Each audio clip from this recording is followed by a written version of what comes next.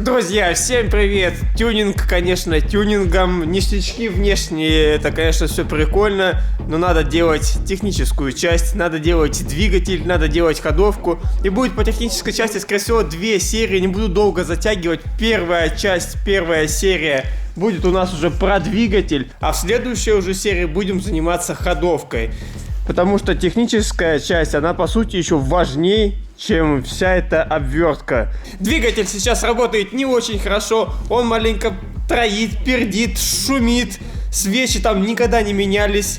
Цепочка, которая уже ГРМ, там уже не ремень ГРМ, а цепь уже побрякивает и издает такие противные звуки, примерно как мой картавый голос. Придется устранить все эти недочеты, поменять уже свечи, поменять масло, поставить уже новую цепь, чтобы уже не шумело. И вентилятор Карсон у меня рядом с решеткой находится. И смотрите, как близко, когда он включается, он задевает постоянно. Это тоже вот так вот не дело. Смотрите, просто нет никакого пространства. Плюс также не работает дополнительная помпа. Из-за этого, скорее всего, у меня салон не так сильно прогревался. У меня весь список написали, список большой. И все это дело мы будем устранять.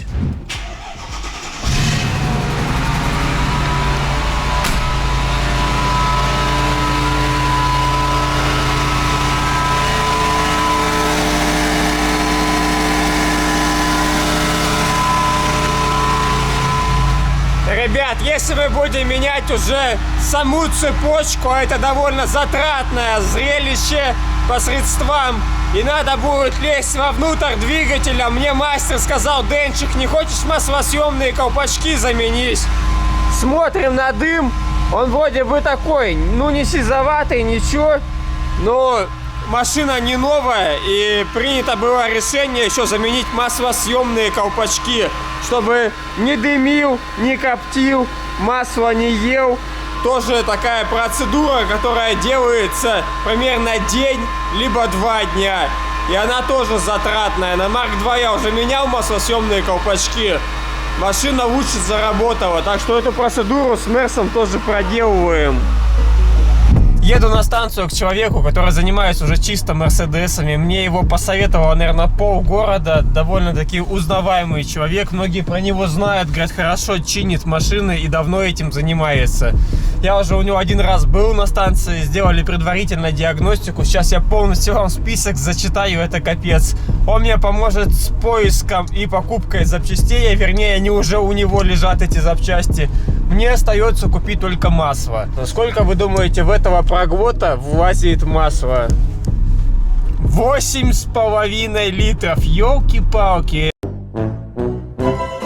Данный видеоролик выполнен при помощи моих спортивных друзей компании OneX. У них самые большие кэфы и моментальное вознаграждение. Если ты перейдешь по ссылке в закрепленные комментарии и укажешь промокод AbramTV, получишь 6500 рублей на первый депозит. Переходи, регистрируйся и получай крутые бонусы. Масло, как всегда, буду заливать Ликвимоли. Я его всю жизнь заливаю, только этой компании доверяю. Но сейчас я вам, пацаны, зачитаю список, чтобы вы просто офигели. Цепь двигателя. Новая примерная цепь стоит 6000 рублей. Свечи зажигания. 16 свечей V8. Это как с маслом, пацаны. Хрюк сказал, тут творится полный. Одна свеча по 350 рублей. Качественный, хороший. Умножаем на 16. Получилось у нас 5600. Потом маслосъемные колпачки. Сами запчасти стоят 6000 рублей. Прокладка клапанных крышек. Что касается двигателя, я говорил, что он сопливит, где-то подтекает. Они недорого стоят, 2 по 900. Кольцо Гура там 200 рублей. Уплотнение теплообменника 250 стоит. Плюс надо поменять шкив. Круглый шкив, который на ремень уже обводной ремешков. Вибрация от него надо тоже менять. И 2 кислородных датчика в моей машине. Один левый, другой правый. Все они спереди находятся. И ни один не работает. Кислородный датчик мне сказали лучше купить в авторазборке. Я уже нашел. Один кислородник стоит 1500 рублей. За 2 кислородника 3000 рублей. Список, пацаны, короче, большой. Ну, соответственно, конечно, это масляный фильтр еще у нас будет. Ну и само масло. Сейчас поедем в магазин, купим. Посмотрим, сколько я дам денег.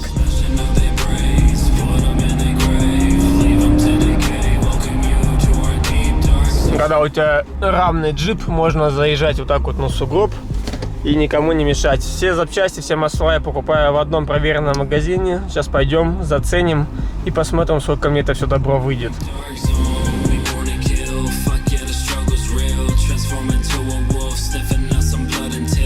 Короче, взял самое топовое, самое дорогое масло от Liqui-Moly. Вот такая вот фиолетовая бутылочка.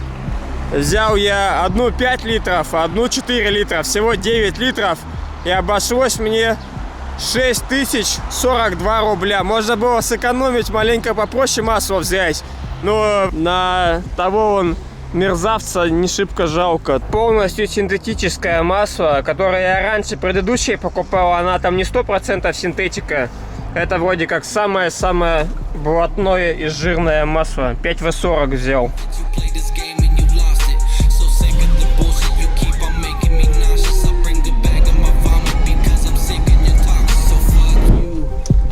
Мы практически уже на верном пути.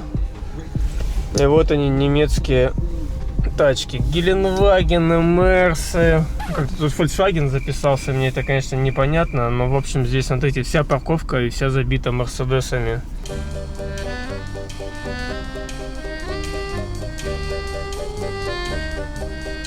Вот так вот иметь задний привод.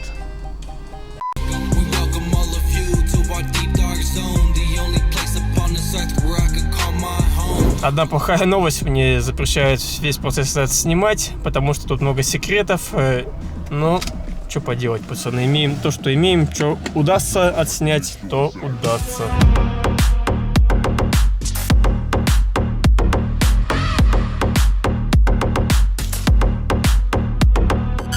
Что касается запчастей, мне уже все их купили. Давайте посмотрим вообще, что мы имеем.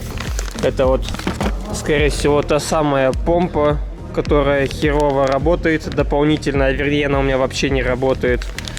Какие-то запчасти брали оригинальные, какие-то уже дубликат. Много всяких вот таких вот прокладочек, клапанные крышки. Левая, правая сторона, свечи Bosch, иридиевые, 350 рублей за штучку стоит.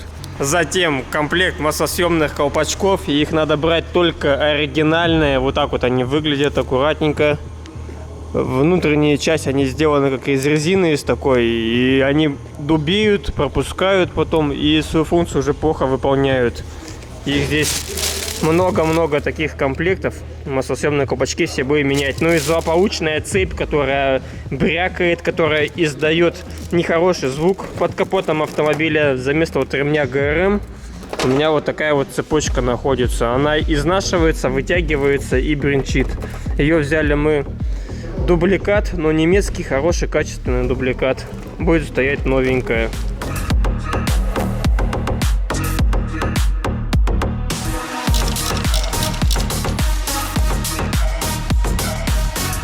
Сняли уже клапанные крышки. Нагар такой нехилый уже здесь, но это потом все дело, конечно же, вымоется. Вот они, старые прокладочки, которые мы заменим. Уже, как вы видите, герметик мы здесь наблюдаем. Ну, короче, народ не хотел заморачиваться уже с заменой прокладок.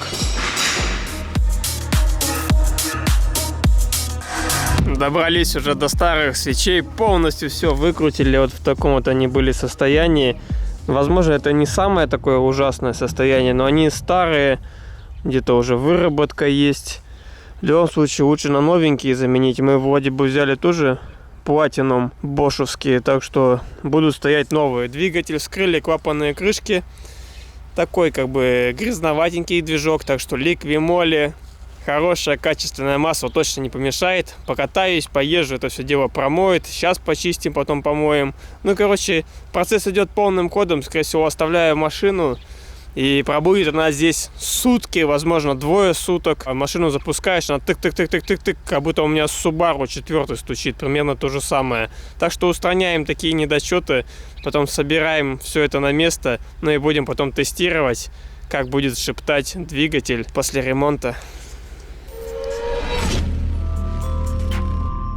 Прошло уже полдня, наконец-то позвонили, сказали: Денчик, приезжай, сердце машины готово, все четенько. Карифанчик мне заехал, купил вот такие вот Кислородные датчики, 2 штуки, получается левый и правый. Один стоит 2000, один 1500 рублей. А ты сколько прикарманил себе? 200? Да не, Тёмыч ничего не прикарманил. Короче, вот такие 2 датчика. Сейчас поедем, их тоже постараемся сразу поставить, чтобы все было готово, и останется только ходовка. Сразу скажу, что дорогая серия у нас вышла. Вместе с запчастями сработает 41, что ли. Плюс масло. Что у тебя зеленое здесь, кончика какая-то? Бля, на ты рычушка. Ну все, заходим смотреть результат, что получится, послушаем. Взял с собой специалиста по моторам Артем. Разбирается, Юрьевич обязательно. Остались уже которые старые запчасти. Помпа старая. Маслосъемные колпачки бы найти бы. Вот он, старый маслосъемный. Резина вот эта вот, которая, она просто как камень. Просто задубевшая. Ну и цепочка старая. Что с ней делать? На выброс, наверное. Что с ней же еще можно сделать?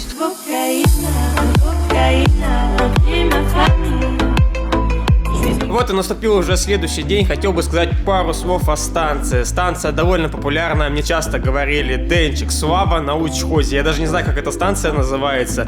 Все в городе говорят: Слава на учхозе, потому что владельца зовут Слава, а находится она на учхозе. Да, охуительная история просто. Занимаются чисто мерсами и занимаются уже, как я понял, на протяжении около 10 лет.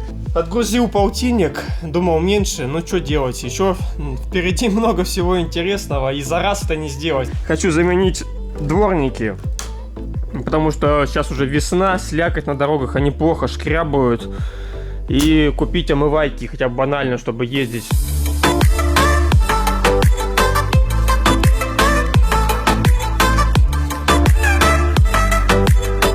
Хотелось бы еще отметить, что печка стала жарить просто, мама не горюй, просто как в Африке. Тут есть дополнительная помпа, она у меня просто не работала. Специалисты сразу поняли, говорят: Денчик, она у тебя не работает, когда машину заглушишь, она еще, как мне сказали, 15 минут должна молотить. Раньше она у меня вообще не работала, так что сейчас просто руку подставляю, просто Ташкент.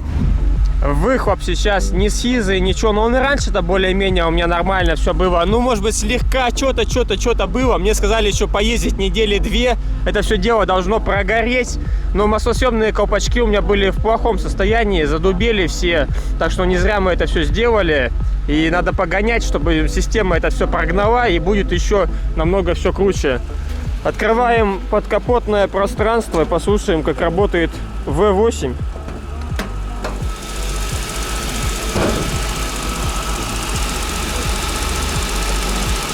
Посторонних звуков нету. Цепочка шелестит.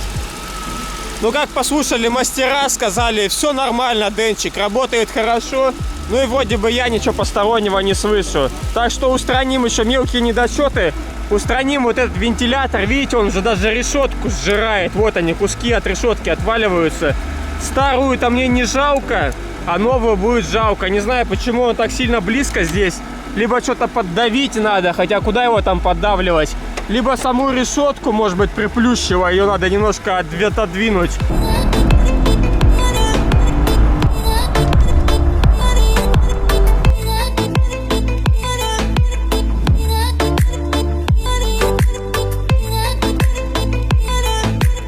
И все это добро вышло минус 1817 рублей. Взял сразу 4 баклажки.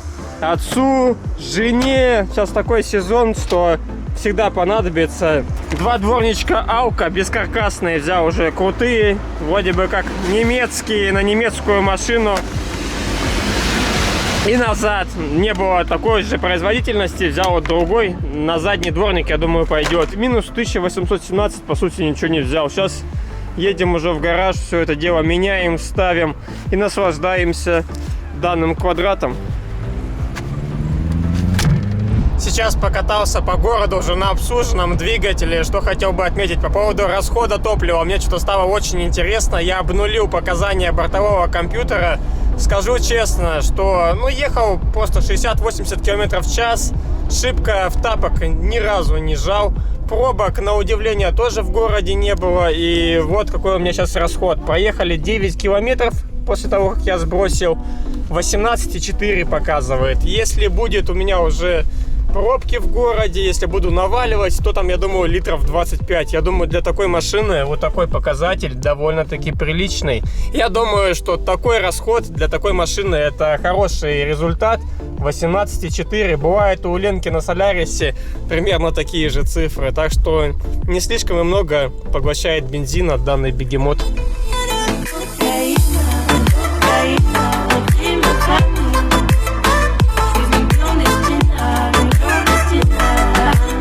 Ну и, пожалуй, на этой ноте надо заканчивать серию. У нас двоякая такая серия получилась. Она, может быть, не очень интересная, но она информативная. Вы для себя поймете, сколько стоит вообще обслуживать такую машину. И стоит ли это вообще того или нет покупать Гелендваген не первой свежести. Ну а мне предстоит что? Делать еще ходовку, разбираться с Карлсоном и много-много чего интересного. В ближайшее время отдаю новые бампера на покраску, будут краситься, а тем временем я хочу заняться оптикой, поставить, чтобы свет был хороший, чтобы все видно было, куда ехать. Сейчас, когда я ночью еду, нифига не вижу. Это, наверное, самая плохая оптика из всех автомобилей, которыми я раньше владел. Просто нифига не светят. Так что займемся, скорее всего, в следующих выпусках автосветом. Ну а на этом все. С вами был, как всегда, Абрам. Подписывайтесь на канал, жмите колокольчик, чтобы вам приходило уведомление о новых сериях. До новых встреч, пацаны. Всем пока. Это тебе не зеленая кончика.